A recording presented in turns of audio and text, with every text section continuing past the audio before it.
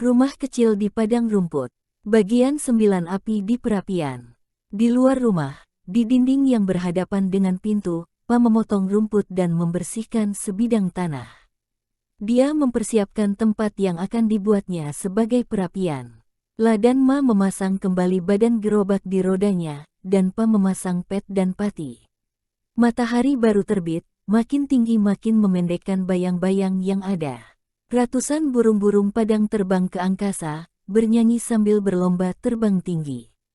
Nyanyian mereka turun dari langit yang jernih, bagaikan hujan nada-nada musik. Di seluruh permukaan bumi, di mana rumput mengalun dan berbisik-bisik oleh angin, ribuan burung-burung diki kecil bertengger dengan cakar-cakar kecil pada semak-semak yang berbunga ria menyanyikan ribuan nyanyian kecil. Pet dan Pati mencium udara, dan meringkik kegirangan. Mereka menjulurkan leher, mengangkat-angkat kaki depan, ingin segera berangkat. Sambil bersiul Pa memanjat gerobak dan duduk di depan menggenggam kendali. Tapi waktu ia melihat ke bawah dan melihat Laura menandang padanya, siulannya berhenti.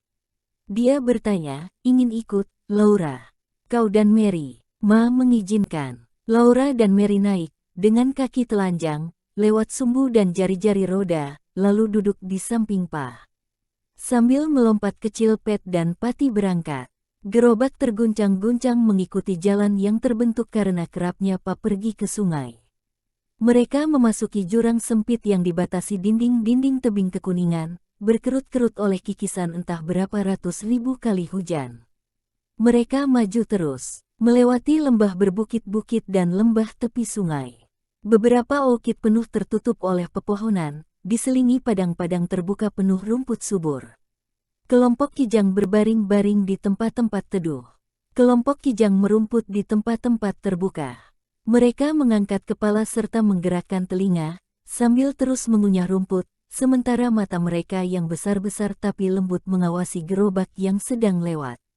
Di tepi jalan yang mereka lalui bunga-bunga kecil beraneka warna sangat meriah. Burung-burung berayun-ayun di dahan bunga-bunga tangkai emas, kupu-kupu terbang ke sana kemari. Bunga-bunga daisy membuat tempat-tempat gelap juga terasa indah, tupai-tupai berisik di dahan-dahan, kelinci-kelinci berekor putih berlarian di jalan dan ular-ular merayap cepat menyeberang. Di lembah yang terdalam sungai mengalir, dalam bayang-bayang tebing jurang. Laura mengangkat kepala, tapi tak tampak rumput-rumput di padang di atas sana. Pepohonan tumbuh di tempat-tempat tebing itu longsor, sedang di tempat-tempat yang amat curam beberapa semak-semak mencekam tanah dengan akar-akar mereka. Akar-akar banyak juga yang keluar dari tebing di atas kepala Laura. Mana perkemahan orang Indian? Tanya Laura. Kata Pa dulu ia melihat perkemahan itu di antara tebing-tebing ini. Tetapi Pa terlalu sibuk untuk menunjukkan tempat itu pada Laura. Ia harus mengumpulkan batu-batu kali untuk membuat perapian nanti. Kalian boleh main-main, katanya. Tetapi jangan terlalu jauh, di tempat yang terlihat olehku saja. Jangan masuk ke air. Jangan main-main ular, banyak yang berbisa. Laura dan Mary bermain-main sementara Pa menggali batu-batu yang diperlukannya dan memuatnya ke atas gerobak. Ada laba-laba air berkaki panjang, meluncur ke sana kemari di air tenang. Mereka menontonnya, dan mereka berlarian sepanjang tepi sungai untuk menakut-nakuti kodok-kodok. Mereka tertawa geli melihat kodok-kodok hijau berdada putih melompat ketakutan ke dalam air. Mereka mendengarkan burung-burung merpati hutan saling panggil, dan burung-burung berbulu coklat menyanyi. Mereka melihat ikan-ikan kecil berenang bersama-sama di tempat dangkal yang airnya jernih. Ikan-ikan kecil itu bagaikan garis-garis hitam di air yang beriak, sesekali seekor di antaranya memantulkan sinar matahari di perutnya yang berwarna perak. Tak ada angin di lembah ini. Udara diam, hangat mengantukkan. Baunya bau akar basah dan lumpur, serta penuh suara-suara gemesik daun dan gemercik air. Di tempat-tempat berlumpur terlihat banyak sekali jejak kaki kijang. Tiap jejak kaki merupakan suatu genangan air yang menjadi sarang nyamuk. Nyamuk-nyamuk terbang bergerombol dengan suara mendenging tajam. Banyak yang hinggap di leher, tangan dan kaki Mary dan Laura. Hingga mereka harus terus-menerus menampari tempat-tempat itu. Ingin sekali rasanya menceburkan diri ke air. Tubuh mereka terasa panas dan air itu tampaknya begitu dingin. Mungkin tak apa-apa kalau hanya mencelupkan ujung jari saja, pikir Laura. Dan waktu pas sedang berpaling, hampir saja Laura menurunkan kakinya ke air. Laura, seru Pa, dan Laura cepat-cepat menarik kembali kaki yang nakal itu. Kalau kalian ingin berjalan-jalan di air, pergi ke tempat yang dangkal itu, kata Pa. Jangan sampai masuk ke tempat yang airnya lebih tinggi dari mata kakimu. Mary masuk air hanya sebentar. Katanya kerikil di dasar sungai membuat kakinya sakit. Jadi ia naik ke darat, duduk di atas sebuah batang tumbang dan menampari nyamuk yang hinggap pada dirinya dengan sabar. Laura terus saja bermain-main di air sambil menampari nyamuk. Kalau dia melangkah, kerikil membuat kakinya sakit. Kalau dia diam, ikan-ikan kecil mengerumuni jari-jarinya, menggigitinya dengan mulut-mulut mereka yang kecil. Geli terasa. Laura mencoba menangkap mereka, tapi tak berhasil. Malah tepi gaunnya jadi basah kuyup. Pas selesai mengisi gerobaknya, dan ia berseru, "Ayo, anak-anak, berangkat." Mereka berdua naik kembali ke tempat duduk gerobak, dan gerobak bergerak meninggalkan lembah sungai.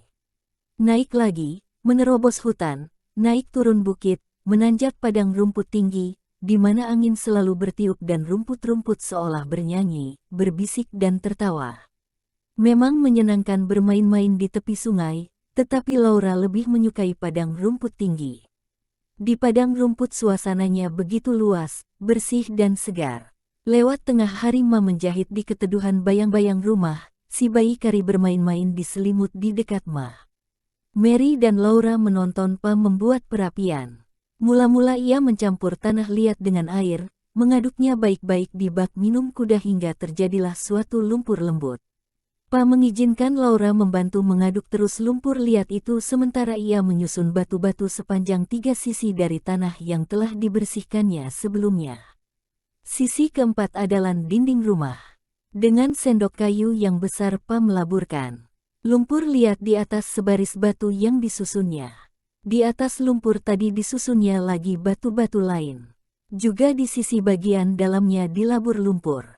Makin lama tumpukan batu yang diperkuat dengan lumpur liat itu makin tinggi. Hingga jelas kini ada semacam kotak yang terbentuk dari 3 sisi tumpukan batu dan 1 sisi dinding kayu. Tambah batu, tambah lumpur, tambah batu.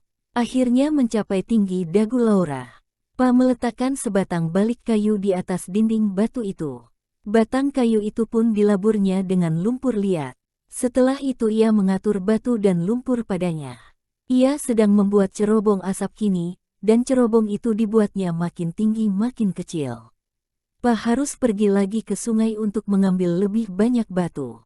Laura dan Mary tidak boleh ikut, kata Ma udara lembab dekat sungai itu bisa menimbulkan penyakit demam. Mary duduk di samping Ma, menjahit, menambah lagi 1 petak kain untuk selimutnya yang rencananya terdiri dari 9 petak kain. Laura boleh mengaduk lagi lumpur tanah liat 1 bak. Hari berikutnya Pa membuat cerobong asap sampai setinggi dinding rumah. Ia memperhatikan hasil kerjanya itu sambil mengusapkan tangannya yang penuh lumpur ke rambutnya. "Kau mirip orang liar, Charles," kata Ma, "semua rambutmu berdiri kaku." "Dulu juga begini, Caroline," sahut Pa. "Waktu kita dulu berpacaran bahkan kuberi minyak lemak beruang pun rambutku tidak mau tidur." Pa menjatuhkan diri berbaring dekat kaki Ma. "Aku sudah capai sekali mengangkati batu ke atas itu.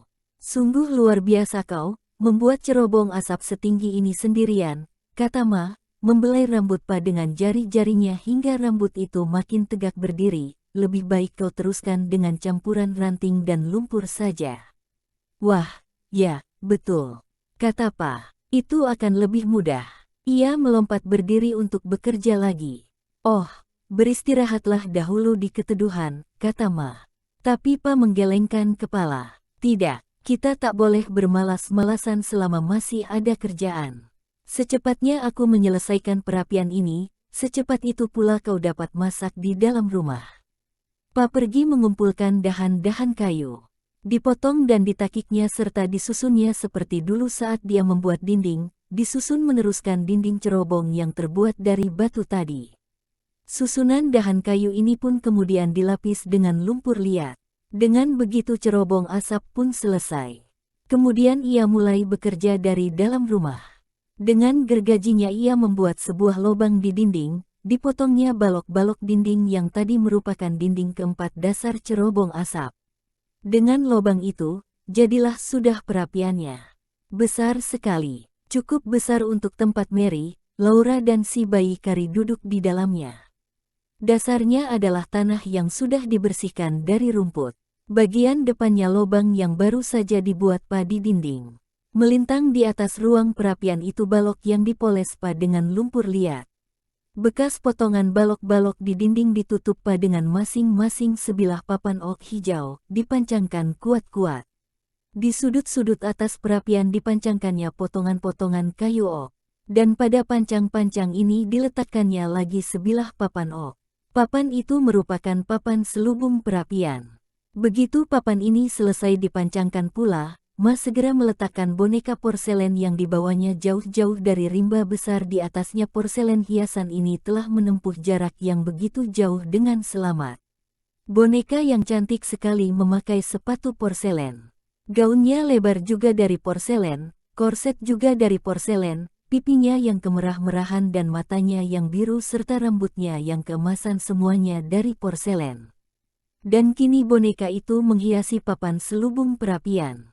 Seperti dulu juga, Pa, Ma, Mary dan Laura bangga sekali akan perapian itu. Hanya Kari yang tak peduli. Ia menuding pada boneka porselen tadi dan menjerit-jerit, waktu Mary dan Laura berkata padanya bahwa hanya Ma yang boleh menyentuh si boneka. Kamu harus hati-hati sekali dengan apimu, Caroline. Kata Pa, sedikit saja percikan api terbang ke atas cerobong asap dan hinggap di atap kanvas kita, pasti timbul kebakaran. Kain kanvas itu begitu mudah terbakar. Aku akan segera membuat papan-papan untuk atap yang tak usah kita khawatirkan terbakar. Ma membuat api kecil saja di perapian, La memanggang ayam padang rumput untuk makan malam. Dan malam itu mereka makan di dalam rumah. Mereka duduk mengelilingi meja yang ditempatkan dekat jendela barat. Pa membuat meja itu dari 2 keping papan ok. Salah satu ujung-ujung papan itu ditancapkannya ke dalam sebuah celah di dinding. Ujung yang lain ditopang oleh sebatang kayu yang ditanamkannya ke tanah. Pa melicinkan papan kayu itu dengan mata kapak. Dan meja itu tampak menyenangkan, waktu Ma telah memberinya kain alas meja. Kursinya potongan-potongan balok besar. Lantainya tanah yang disapu hingga bersih oleh Ma dengar. Sapu dari ranting-ranting kecil. Di lantai, di sudut-sudut rumah, terletak tempat tidur yang rapi tertutup selimut tambal-tambal. Sinar terakhir matahari masuk, lewat jendela, memberi cahaya keemasan ke dalam ruangan. Di luar, sampai ke batas langit nun jauh di sana, angin bertiup terus dan rumput liar melambai-lambai. Di dalam, suasananya nyaman. Daging ayam panggang buatan Ma terasa lembut sekali di mulut Laura. Tangan dan mukanya telah dibasuh bersih. Rambutnya rapi disisir. Serbet makannya terikat sopan di leher. Dia duduk tegak di pinggir kursi yang terbuat dari balok itu, menggunakan garpu dan pisau seperti ajaran Ma. Dia tidak bicara sepatah pun, sebab anak-anak tak boleh berbicara di meja makan kecuali kalau ditanya. Tapi tak apa, Laura memandang pada Pa, Ma, Mary dan si bayi Kari. Dan ia merasa puas, sungguh menyenangkan untuk bisa hidup di dalam rumah seperti sewajarnya.